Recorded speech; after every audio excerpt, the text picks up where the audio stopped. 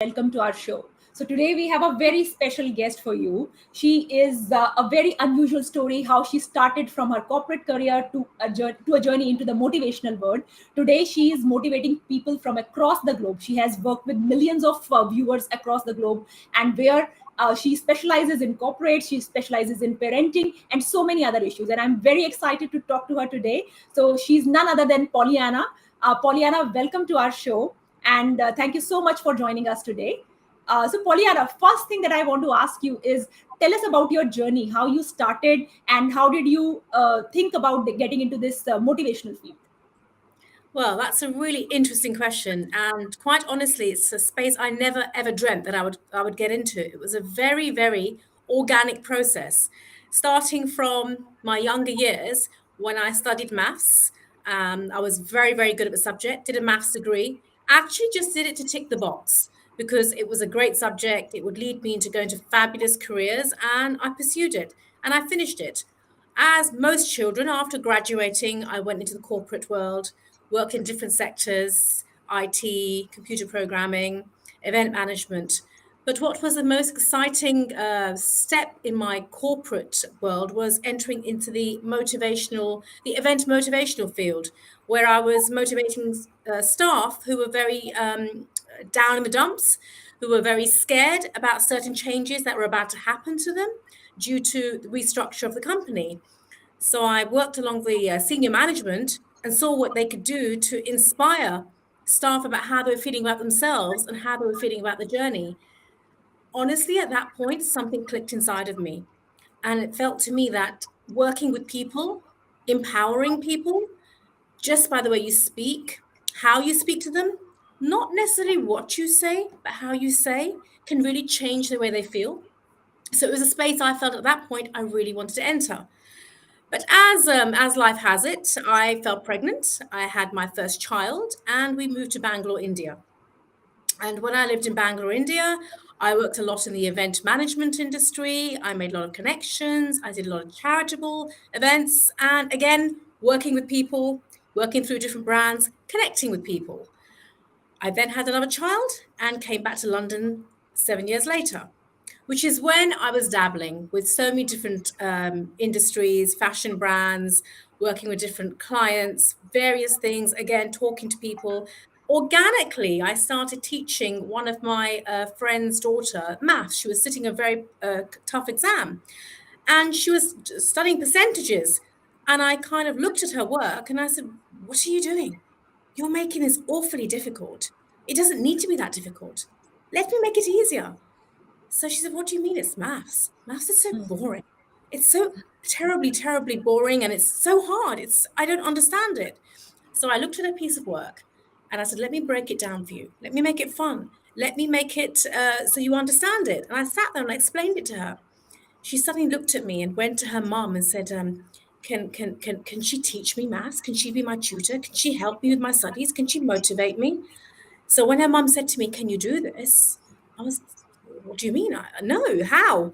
Anyway, I did do it, and organically my database just grew and grew and grew. And what I found through this, it's not what you are being taught, it's not what you teach, it's not what you learn, it's how. It's about igniting that fire inside of you. It's about not being scared of those failures. It's not being scared of those little marks that you don't do so well in. It's being proud to put your hand up and say, "Look, I don't get it." Be authentic to who you are. Don't mold yourself to the person next to you. You have your own journey. If you love to learn what you're learning in your way, you will succeed. However, if you compare yourself to the person next to you, you're gonna completely not be happy, not be authentic, and you won't be successful. And not only as I'm talking from a businesswoman, but I'm also talking as a mother. I have two children. So to be honest, that's the hardest job I probably hold, is being a mother. I have a 15-year-old daughter. So as you can imagine, I have a lot of battles. There's every day different challenges. And as a mother, you're never prepared. You never know the right from wrong. But you try to step back and you try to analyze that this is a different generation. I can't compare her to what I was like. I have to understand. And it's with society in general, especially with the younger generation. It is all about having that passion to learn, the thrill, the desire to succeed without being scared of failure. Correct. Failure is part of success. And so many of us as parents and teachers will tell our children, you did really badly. Mm. No, what you should say, it's okay. These marks are great. Let's look at what we need to do to make them better. It's the same thing, but we're turning that coin around and we're turning that negative comment into a positive comment. And I believe me, I know from what I do, the change of those words can change the frame of mind. When the frame of mind is changed, the journey is changed, the passion is there, the love is there, and then the deliverable is different. Okay. No, so you So what you mentioned about failure, and especially like, so there are two things which are right now in my mind. So when you talk about failure, you spoke about how, like, maybe we should not consider it as a failure, but more like a stepping stone. While it is easier said, but how do you, maybe there are parents which are listening to this right now, and there is competition. So in the schools there is always somebody who is coming first, somebody coming second, somebody coming third. So how do you think, in the current education system that we have, and in the current society that we have, how do parents respond to this, and how do parents, maybe if they are listening to this, what are the top few points which they can take, so that their mindset towards what their child is doing at school is different and more conducive for the child, as well as for the future society as a whole? that's a very good question. So, a couple of things I would say to that in response to that is, as a parent, the topmost priority is to have a happy child, is to have a happy child, is to have a child who feels confident, and is to have as a and to give that confidence, give that child the self belief. If you don't have self belief, you will achieve nothing. So yes, there are moments when the child is not doing so well in certain subjects, and the rigid education system does instill that you have to do well in this subject and that subject. What I would say to those parents is, yes, you need to address those weak points. You need to look at them and you need to address them in a positive manner, but also understand that every child's makeup is different. I will give you an example, slightly digressing, but it is related. Now we have a Picasso, we have an Albert Einstein, and we have, for example, a let's use another example. Let's say a Robert De Niro. Three people, three veterans in their industry. Now, a Robert De Niro, highly, highly able actor, one of the best Hollywood has ever seen. Amazing. Then you would have a Picasso, phenomenal painter. Now, if you ask a Picasso and say, come on, you need to act, the Picasso wouldn't be able to act. If I asked Robert De Niro to paint, he couldn't paint. My point is, understand your child. Spend time with your child. Understand what is it that makes the child live. What is their fire? Yes, the education system needs to be adhered to, it needs to be followed, but at the same time, there's probably a fire inside the child that wants to come alight, and take time to understand what that is. The child can be more arty, more creative.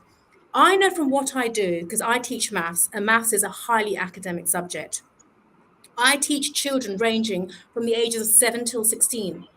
And I will tell you, hand on my heart, that there are certain topics, same topics, I will teach children of the same age, but I have to approach it in a very different fashion. So, for example, one child might be highly scientific and highly mathematic, and I can follow the stereotypical route that a classroom teacher would provide. There could be another child who is very creative, has very low concentration span, needs a lot more focus. I will then use a more visual, a creative approach. And I can give you a very simple example to portray that. For example, negative numbers. It's a very simple concept in maths. For example, if you say -2, -3, most children would say -5. But some children would not be able to visualize that and cannot conceptualize it. So I would say you're in a hotel or you're in a mall and you're on that lift. You're on the ground floor, you go down 2 floors. Oh, yes, yes, ma'am, we're on -2. Now I want to go down 3 more floors. Oh, that's easy. It's -5. It's a very simple example. But Correct. if I would have said to that child, -2, -3, Hmm. because it's very theoretical, Yeah. they're not understanding it. But what I'm doing is I'm making it slightly more creative, real life scenarios so they can visualize it in their head. And as parents, we need to understand every child is different. Every Correct. child needs to be nurtured accordingly. Yes, they need to follow the education system, but the approach may have to be different. And trying to Correct. alleviate that pressure, because that pressure from external can Mm. also dampen Yeah. the child's spirit. The spirit is very important. Correct, correct. Yeah. No, no, no. This is something which is very good. And let's say, like maybe I give you a imaginary situation in which you are made the education minister of the entire world, and if you are to create a new education system, maybe Yes. what would be the three things that your system will have? Like, what would you like to do differently from what is being done right now in the education system? Be it, you have been in India, so it could be very rigorous like CBSE, ICSE, or it could be international board. So what are the few things you think that all boards should have, or what are the few things which all teachers should remember when they are teaching children, and anything special that you want to change in the education system?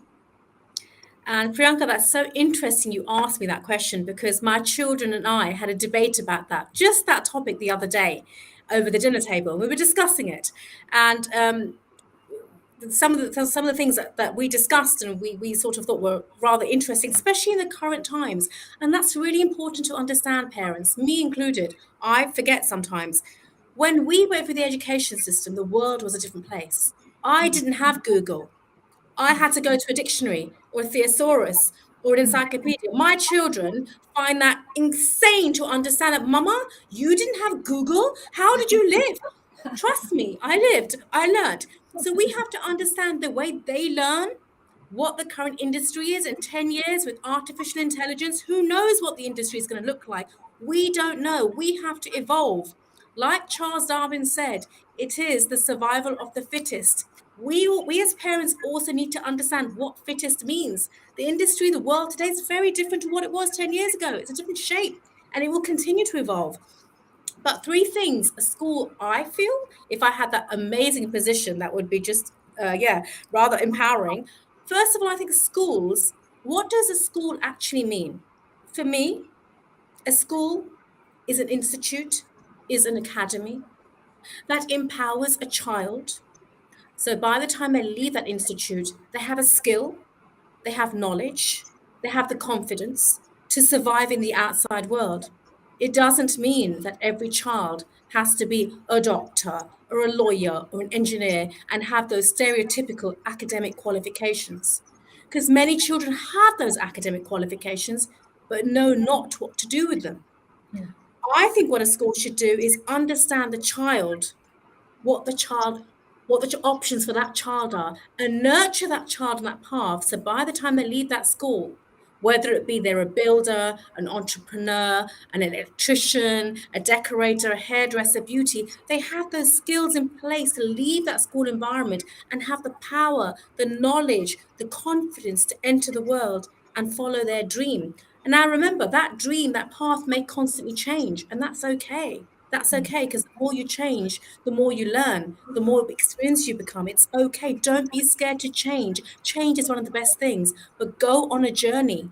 You have to keep moving. It has to be that journey. So, yes, number one is the school shouldn't just focus on the education system, it should be a knowledge, Nurturing. experience, Yeah. tool building, empowering center, which allows a child and not to feel like just because they're not going to be a doctor or a lawyer or an engineer, they're inferior because they're not. Every position, every role in society holds its place and Hmm. should all be equally respected. Because Correct. without one industry, we will not have the other. We all are interdependent on each other. And that's really Exactly. important to understand mutual respect. That's number one. Number two, I think I see this with my children, the way they learnt, and I'm very fortunate they go to fabulous schools and they have exposed to this. Immersive learning is so empowering. Immersive learning is so empowering that children don't forget. So, what I mean by that, I will give you an example. My son was learning about history. And so what they did, the teacher made them wear costumes and they play acted the characters in that time of history. And they were debating each other and they were given role plays. So what happens then? The children feel empowered. They feel their own emotions coming through about the characters. They never forget it because it's empowering their lives. And it's such a great Correct. way of learning, such a great way of learning. Now, yes, they could have read that in a history book, but trust me, It's not they the same. it's Yeah. not the same. They wouldn't have had fun. They wouldn't have Correct. laughed. They wouldn't have bantered off each other. They wouldn't have learned from each other. The communication with children within themselves is so important because Correct. trust me, their minds are amazing and their voices are really, really great. We learn so much from them. So, yes, I think immersive learning needs to be incorporated into schooling way more. And I would say the third thing is I know I would have benefited myself from this is to get more motivational speakers coming into schools and speaking to children because sometimes children are scared. They don't know the options. They're coming from their homes and their parents are probably saying per se, you know, you should be a doctor, you know, you should be an engineer, you know, you should be a lawyer. And by the way, I've come from that background myself. Okay. So I know what that's all about. But nobody actually ever told me that, you know, there's these options. So have these inspirational talkers coming in from different industries all across the board. So the child gets inspired because inspiration is another big, big thing. The books are one thing, but hearing someone and having Q&A with somebody who you then look up to and admire, that gives you the fire to achieve. That becomes your fire and you own it. And when you own it, you work harder towards it. And then it makes a parent's life easier because they see that child and go, but mama, I want to be like Mark Zuckerberg. Mama, I want to be like Elon Musk. Now, I'm not saying Elon Musk and Mark Zuckerberg can come to the schools. That'd be great, of course. But you know, it's all relative. It's all relative. Correct. Correct. No, no, this is extremely interesting that you mentioned about these three things that you would like to change, and I hope one day you are in that position to make these changes because definitely the example that you gave on speakers coming and talking about different careers and children getting a perspective that it's not only just one, two, and three. I could be four, five, six till 20, 30, and everybody is doing well. So they get a idea that even if today I'm not good in maths or even if today I'm not good in stage play, there are alternative things I could do. And especially in the area I feel good about, there is a career in that. So that would be extremely interesting for children. Now, being a mother of a teenager child yourself, and you touched a very important topic in the inspirational part of the stories that we want to give and motivation that we want to give. What do you feel that today teenagers are facing, especially on the mental health part, and given the amount of real competition and the amount of perceived competition that they feel when they're on Instagram, when they're on social media, and how many likes their posts are getting, and all these things, especially, what do you feel? And as a mother, what is your take on that? And what would be your advice to people who have children of a similar age and going through different mental health issues, either in that age bracket or through social media perceived competition? And that's a really interesting question. So I think the best way I can answer that authentically is to use my daughter as an example because that's the closest relationship I have and how I've dealt with it. It hasn't been easy. It hasn't been easy at all. But I will give you an example of something that happened 2 years ago with myself and my daughter. And she was on the phone all the time, TikTok, Snapchat, and she was 13 at the time. And we were having constant arguments every day. And I could see, in a sense, I was losing my daughter. I couldn't recognize who she was becoming. She was quite aggressive. She didn't have very good focus. She wasn't telling me things, very secretive. And I was getting really worried. So I took her aside and I said, look, what's going on? I said, you know, you've got your summer holidays coming up. You have 8 weeks of holidays from school. I think it's really important to have a reset button, a cleanse button. And in that, what I mean is you're not going to like what I say, but I want you to try and figure out who you are and what you are. And if you keep looking at these pictures of other people, whether it be through Instagram or whether it be through Facebook, not that I think Facebook is only for old people. She keeps telling me Facebook is only for old people, Mama. Young people don't use Facebook. I'm like, oh, sorry. Okay. So through whatever social media is, you kind of forget who you are because that image, that visual is already created. And then your own purpose is then mirrored by somebody else's purpose. So you forget what your own authenticity. So I said, what we're going to do is we're going to delete TikTok. We're going to delete Snapchat. You're going to tell all your friends on WhatsApp that I need to take 6 weeks away. We'll catch up, but I'm not going to use my phone for 6 weeks. And I just want to find myself. You can imagine the resistance that I had when I told her this. But I said, this is what we're going to do. And you need to do this. So I did it, and she cried for 2 hours. So we had a serious meltdown. It was like, like an alcoholic not getting alcohol. It was a withdrawal symptom. Oh, you've taken away my candy. How am I going to manage? Oh my God, you're the worst mom. You're a wicked mom. You're terrible. You're terrible, terrible. I said, you can cry, make all the noise you want, but this is what we're going to do. After a couple of days, I saw that she started getting back into her creative art. She started listening to her music, reading, and so forth. My point is, 6 weeks later, by the time she came to school, she hugged me. She said, Mama, that was the best thing you did. Because, Mama, my brain has been cleansed from all that toxicity that I was looking at. Even if I didn't want to look at screens, it comes up on your feed. Mama, I was getting so obsessed with it. I was getting possessed with it. I couldn't really focus on what was important. So the message in this, I feel I can share with all of you is social media, of course, is a massive part of our lives, and it would be unrealistic to say that cut it all out. But on the same front, I would say it's really important to look at yourself as an individual. And as parents, try to understand our children. Go, yes, they need to have social media, but it's also very important for them to focus on themselves, whether it be creative arts, painting, drawing, acting, singing, because they need to have something which is not academic. I'm a firm believer in that. You need to have an outlet where you can express yourself. Because academics can get stressful and it needs a lot of focus. And there's a lot of inner emotions that need to come out somehow. It could be through sports, dancing, singing, painting, whatever you enjoy, but that's really important. And once you have a passion in one of those, I think what you'll find organically is that social media side of it does reduce because the passion for something else replaces it.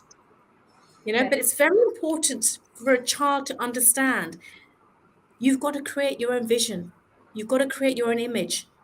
And this is so powerful. Heart, brain, you're special. Each and every one of you are so special. So bring to us what you have, not what somebody else is telling you to bring. Correct. No, no, absolutely. This is like what you mentioned. It might be a little difficult at the beginning for a Yes. number of parents, but given the amount of results it has the potential to bring out, it is something which is like, it's like sometimes you have to take a medicine, even though it might not taste good initially, but you have to remember that you are doing it for your children. But again, I'll say, like, and this is still related question, like, when we talk about social media these days, reels are becoming increasingly popular, YouTube shorts are becoming increasingly popular. They are all under 1 minute. See, Yeah. sometimes even if you are listening to something on social media for, let's say, 1 hour, it still is some attention span. But when you want to get now 30-second informations, 1 minute informations, do you think this is negatively affecting the academic performance or the general perceived quality of life which a person feels because of this lack of attention span which reels and shorts are doing? And this is where, that's the new trend. So how do you see that as affecting children, especially not just teenagers but even younger, because everybody likes them these days?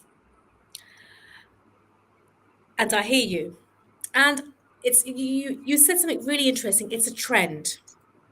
Now, I'm going to probably use a really controversial analogy, which maybe which won't go down too well. But when I was growing up, the real trend was to smoke cigarettes. Okay, I'm just using it as an analogy. Okay, everyone thought it was a trend. Everyone thought it was cool because everybody was doing it, not really realizing the long term repercussions. Even though our parents would say to us, or certain people say it's bad for your health, but they would still do it. Yes, that generation now, a lot of that generation who are smoking a lot, are now facing the health consequences, and they wish they listened earlier. So I would say to everybody who looks at these reels, of course they're fabulous, of course they're great, but there needs to be a limit because you are damaging your brain cells. I mean, there is so much research. I see it when I teach my students. When I teach a student who has just come off a screen, I can honestly tell you their focus, their memory, retention is not good.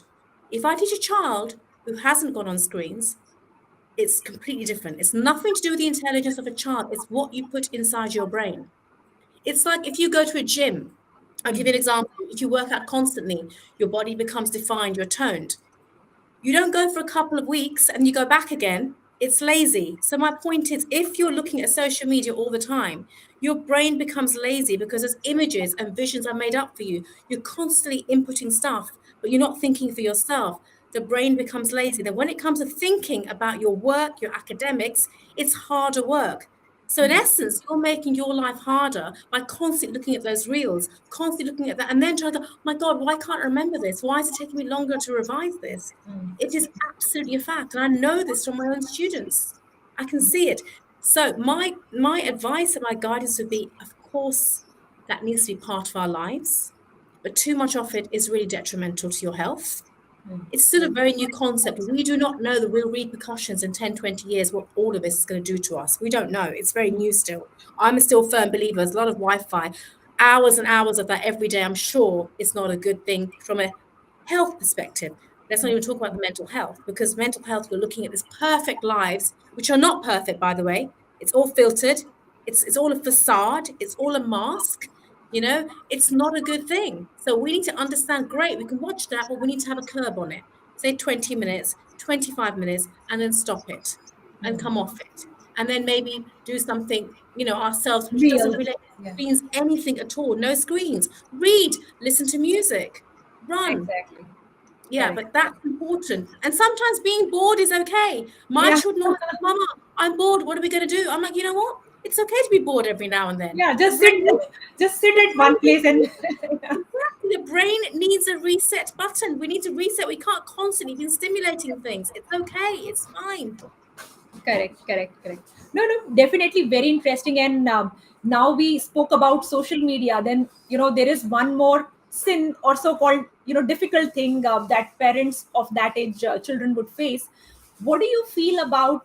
So this is typically the age when people also try smoking for the first time, alcohol for the first time, or even drugs. So how do you, let's say, to those students who are maybe listening to this podcast right now, what would be your advice, and especially when they feel a lot of peer pressure coming in because it's the cool thing to do, or you get very high and it's like a different emotion, and it's an age where the child wants to experiment everything. He wants to, not knowing fully, but still, because their friends are doing it and they are fine, he left it after 1 month, it was okay, not a big deal. How do you talk to those children, and how do you talk to those teenagers? Okay. So, in terms of, I'm going to address the alcohol and the smoking aspect. So, I'm talking about what happens here in UK. Right now, vaping is a very big thing here in UK. More than smoking cigarettes, vaping is a huge thing. I think it's the cool, trendy thing to do. And lucky for me, my daughter has not really gone down that road, but I know a lot of people she knows they have done. What I would say to those parents whose children would want to experiment with those things is talk to them about it. So why is it you want to do it? Explain. Okay, it's a trendy thing, but do you know this is what it does to you? And this is going to be, again, maybe not the typical controversial, typical parenting style. But this is what I've said to my daughter. If she really wants to do the vaping, I will get her a vape and she will vape in front of me, because I would rather she does it in front of me rather than behind my back. And then I'll ask her, now, how did it make you feel? Now, let me tell you what it did to your body. Let me tell you what you just put inside your body. Let me tell you the dangers that can cause as a result of that. Now, you make your mind up what you want to do, because I think as a parent, it's really, really important to have the open channels of communication. Because invariably, when you say, no, I don't want you doing that, it's awful, why would you even think that? You straight put a barrier right there, and the chances Yeah, are they're going to go and do it and not tell you.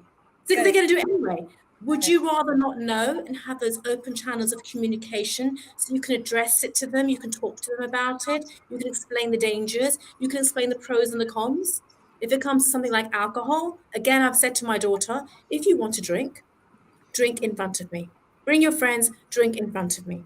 Have it. Tell me how it felt for you. How did it feel afterwards? It's not something I encourage, But if it's something you really want to do, I would rather you do it in on my premises and I can address it. Because again, the chances are if I say it's really bad, you're going to get drunk, don't do it, don't do it, don't do it. Again, they're going to go ahead and do it. So try and explain to them as a friend. It's like if a friend comes to you and says to you, this is what I want to do. And I think that's another really good piece of advice. I try to do it sometimes. I fail a lot dismally, I have to say. But sometimes look at your child and pretend you're not their parent. Yeah. Pretend you're their friend. Hmm. Yes? Try and take away that parental thing and say, Hmm. okay, this is somebody coming to me with this. How would I talk to them in Hmm. a factual way? Because sometimes when you address your child as an adult, as somebody who's got their own opinions, they will respect your opinion more. Whereas if Hmm. you come from an angle of this is wrong, this is wrong, this is wrong, they're not going to respect what you're saying. You straight away put the barrier up right there.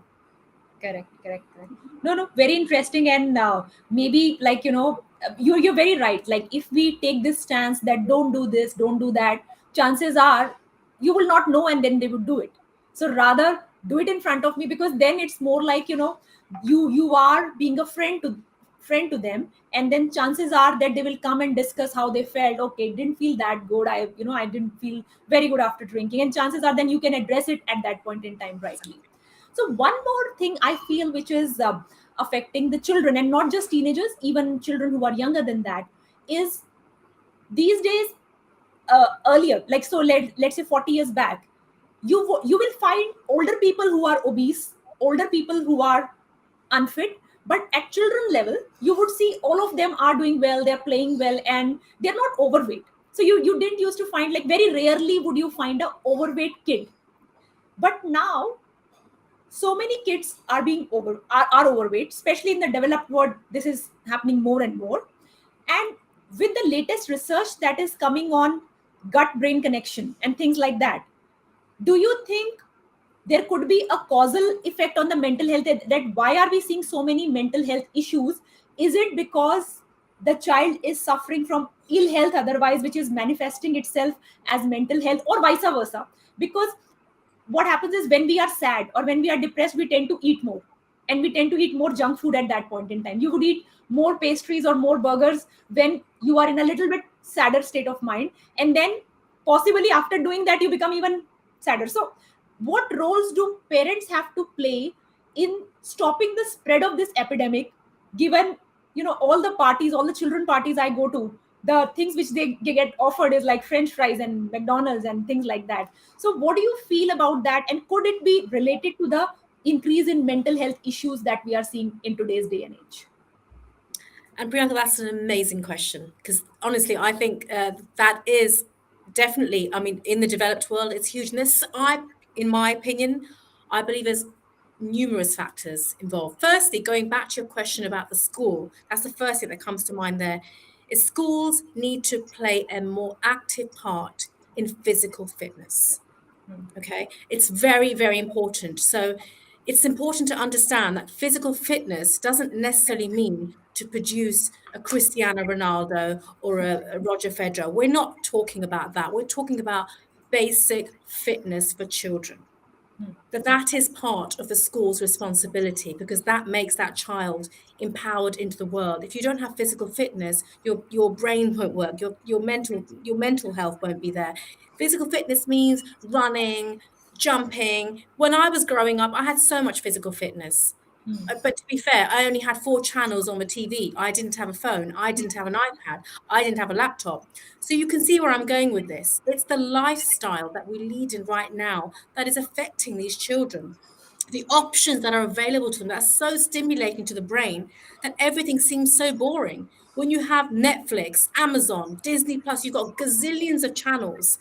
Then on top of that, Mum, I've finished watching that. Can I go on my iPad now? Now can I go on my iPad now? Can I play my Minecraft now? So of course, all those activities require a child just sitting down. Yes. They're not moving around. They're not moving around. So not only is their brain frazzling up, but their bodies are completely at rest.